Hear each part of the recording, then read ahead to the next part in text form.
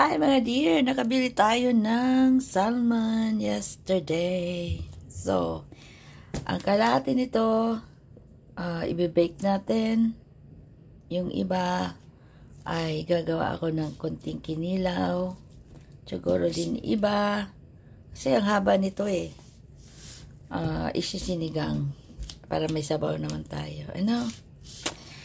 That's 4-hour ulam for the day. So, hiwain lang ito natin mga dear.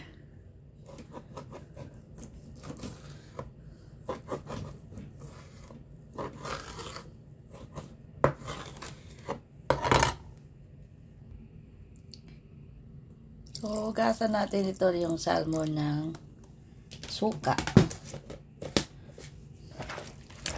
Hugasan lang natin siya.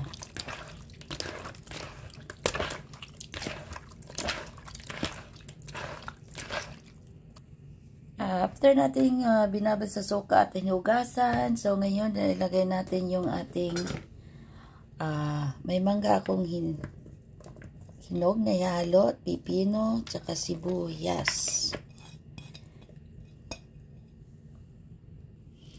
Of course, lagyan natin ulit ng konting suka at lemon. At nilagyan din natin yung luya mga dear. Ayan.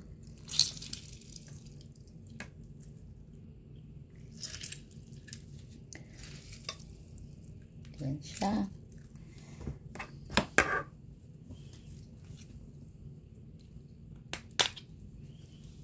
Garlic powder. Tsaka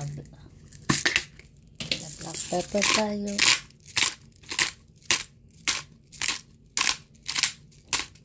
Ayan.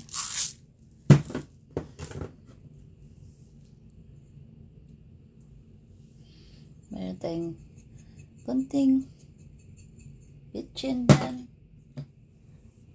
At siyempre, lagyan natin ng asin.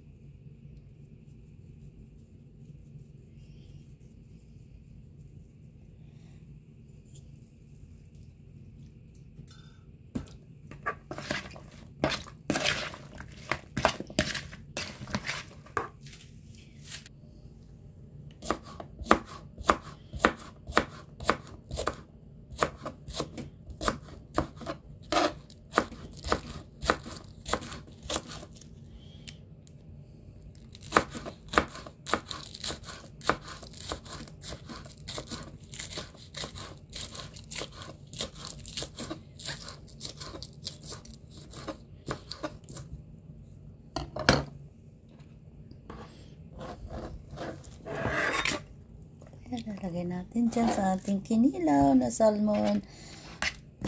So, hiniwa natin yung small cube, yung ating salmon. Tinigaan natin ng suka. Sinaban natin ng suka ng at least 5 minutes. Tapos sinugasan. Tapos lagyan natin ulit ng suka. At nilagyan natin ng lemon.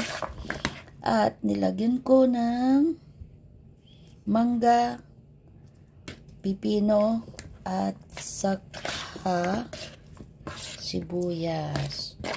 At of course, nilagay din natin ng asin, konting little bitchin, at garlic powder, at pepper. So, yan na yung ating simpleng kinilaw na ala Nining Joy Bisaya po. Konti lang yung kailangan natin ng isda, pero marami na siya dahil sa ating hinalong mangga at pipino. Ayan na po, kain na. Tikman nga natin. Yummy. Makaon pa, only rice na naman ako nito. As in. Try nito yung mga dear na may mangga. Sarap, dagdag lasa ng ating salmon na kinilaw. Alright? See you next time.